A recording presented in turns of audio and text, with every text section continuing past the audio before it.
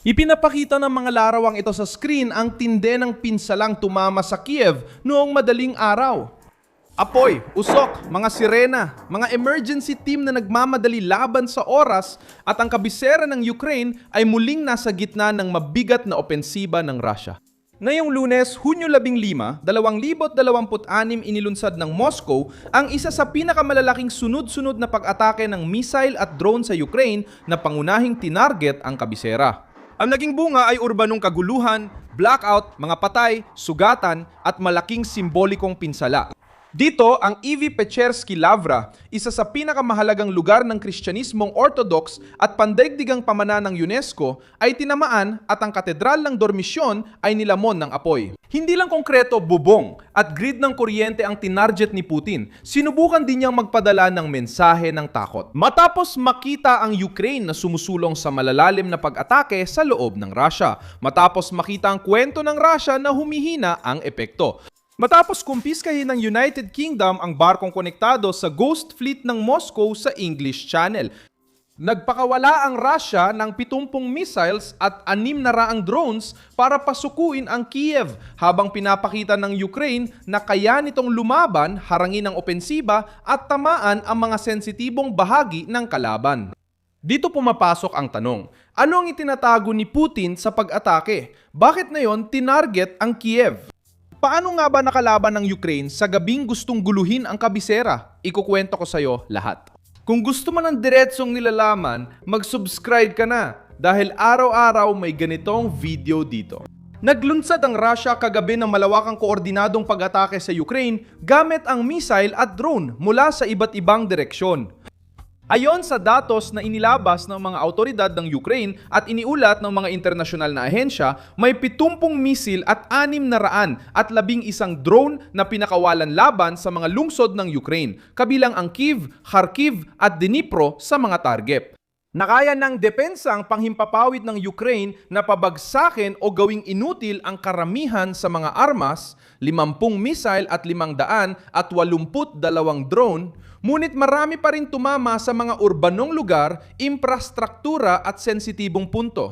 Idinisenyong opensibang ito para lunurin sa dami ang depensang panghimpapawid, pagurin ang mga sistema ng pagharang at magdulot ng takot sa mga lungsod. Gusto ng Moscow ng dami, ingay at pampulitikang epekto. Kiev ang tumanggap ng pinakakitang-kitang dagok. Mahigit 50 lugar sa kabisera ang tinamaan, nagdulot ng sunog sa sasakyan, bodega, gusaling pangkalakalan, palengke, bahay at linya ng kuryente. Ipinabatsid ni Vitaly Klitschko, ang alkalde, na hindi bababa sa 140,000 na mamimili ang nawalan ng kuryente dahil sa mga nasirang linya. Ang lungsod ay dumanas ng matinding presyon. Bumaba sa silungan ang mga residente, sunod-sunod ang pagsabog at nagkalat ang emergency team sa iba't ibang barangay. Mukhang malinaw ang layunin, paluhurin ang Kyiv at ipakita ang lakas sa panahong inilalantad ng Ukraine ang mga kahinaan ng Russia. Ang pinakasimbolikong atake ay tumama sa Kiev, Peshevsk, Lavra. Nasunog ang bubong ng katedral ng Dormisyon sa makasaysayang kompleks. Hindi ito ordinaryong gusali, kundi halos 1,000 taong pamana ng kultura na konektado sa kasaysayan ng lugar. Mahigit 1,000 taon na bahagi ng espiritual na kasaysayan ng Ukraine at kinikilala ng UNESCO. Nagtrabaho ang emergency team sa pag-apula ng apoy habang inilikas ng empleyado ang mga reliyosong gamit at pinrotektahan ang ilang bahagi ng templo. Ang nasusunog na katedral ang naging simbolo ng politika ng gabi. Sinasabi ng Rusya na ipinagtatanggol nila ang Kristiyanong halaga habang nasusunog ang isa sa pinakamalaking Kristiyanong simbolo sa Ukraine dahil sa pag-atake. Sabi ni Volodymyr Zelensky, ipinagtatanggol daw ng Rusya ang mga Kristiyano pero binobomba nito ang Ukraine, isa ring malaking simbolo ng Kristyanismo. Bumisita siya sa nasirang lugar at nanawagan sa gapito ng mas matinding presyon laban sa Moscow at dagdag na suporta para sa depensa sa himpapawid ng Ukraine, lalo na laban sa mga ballistic missile. Sinusubukan ni Zelensky na gawing konkretong internasyonal na presyon ang pagkabigla ng gabi. Para sa Kiev, kulang ang pagkondena matapos masunog ang katedral. Para sa Kiev, gusto ng Ukraine ng mga sistemang kayang harangin ang susunod na alon ng Russia bago makarating sa lupa. Diyan lumalabas ang digmaan sa larangang militar at pumapasok sa usaping moral. Hindi maaaring magkunwaring tagapagtanggol ng sibilisasyon ang sinumang sumisira ng relihiyosong pamana para pilitin ang pagsuko. Kinondena rin ng UNESCO ang naiulat na pag-atake sa Kiev-Pechersk, Lavra. Paalala na ang lugar ay nasa loob ng pandaigdigang pamanang ari-ariang ng Kiev, Katedral ng Santa Sofia at mga kaugnay na gusaling monastiko. Itinanggi ng Rusya na sila ang tumama sa monasteryo at sinabing nasira ang Lavra dahil sa aberya ng Patriot missile ng Estados Unidos. Ayon sa Ministeryo ng Depensa ng Rusya, mga pasilidad militar at industrial sa Kiev ang kanilang tinarget. Ngunit ang salaysay ng Rusya ay sumalungat sa paratang ng Ukraine at sa mga ulat tungkol sa mga labi ng mga drone ng Rusya. Matapos matagpuan ng mga ito sa paligid ng complex, sumunod ang tugon ng Moscow sa kilalang padron, malawakang pag-atake, pagtanggi sa pinsalang sibilyan, pagsisi sa depensa ng Ukraine at pagtatangkang gawing responsable ang biktima sa sarili nitong sunog. Hindi na nakakagulat ang galaw na ito para sa mga sumusubaybay sa digmaan, pero ngayon mas simboliko ang target na tinamaan at malaki ang epekto sa Kharkiv. Inatake ang lungsod ng mga misil at naitalang pagkamatay ng mga tauhan ng pagsagip na tumutugon sa emerhensya.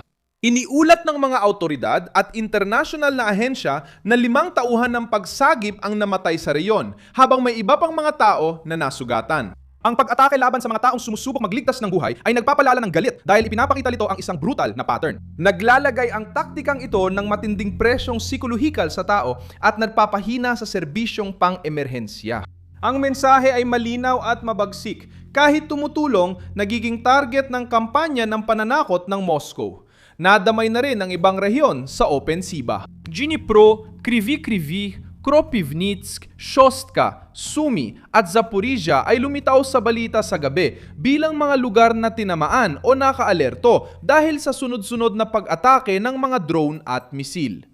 Hindi lang sa isang distrito ng Kyiv nagtuon ng presyon ang Russia. Ipinakalat nila ang pag-atake upang likyain ang pakiramdam na walang reyon na ligtas.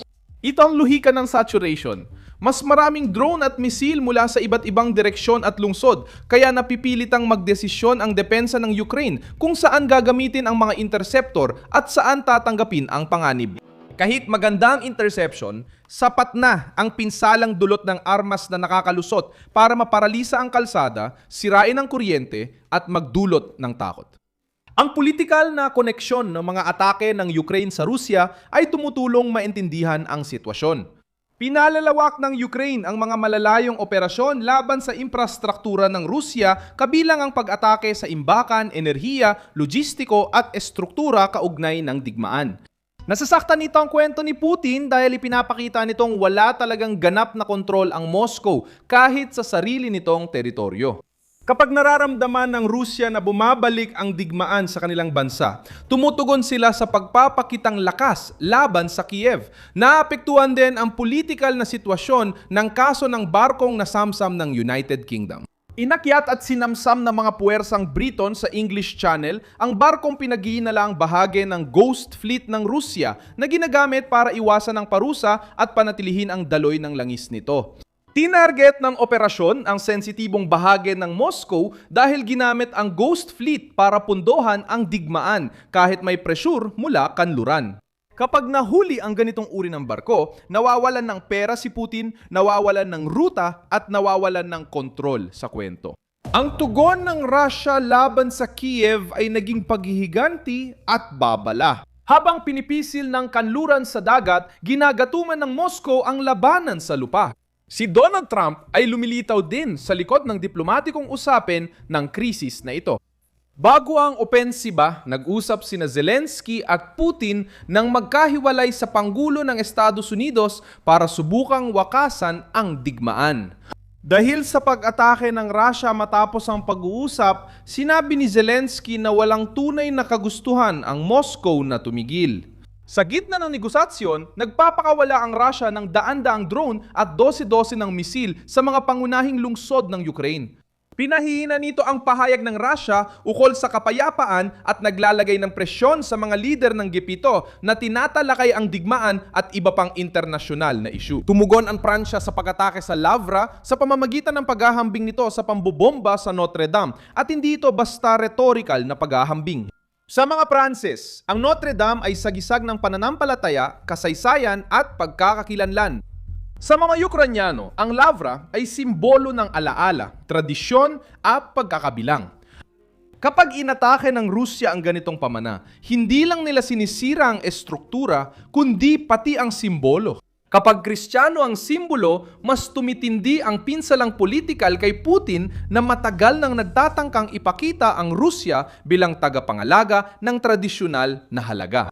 Ang sunog sa Katedral ng Dormisyon ay sumira sa propagandang iyon sa harap ng mundo. Naagapan ng depensang Ukrainyano ang mas malalang trahedya, ngunit mataas pa rin ang naging kapalit ng gabing iyon. Nakaligtas ang Kyiv sa gabi, ngunit malinaw na nais pa rin ng Rusya gumamit ng lakas para pabagsakin ang kabisera. Ako si Milson Alves, isang internasyonalista at layunin kong bigyan ka ng tamang impormasyon araw-araw. Makikita ang mga balita sa video description. I-like ang video, mag-subscribe sa channel at basahin ang mga komento para maging bahagi ng komunidad ni Milson Alves.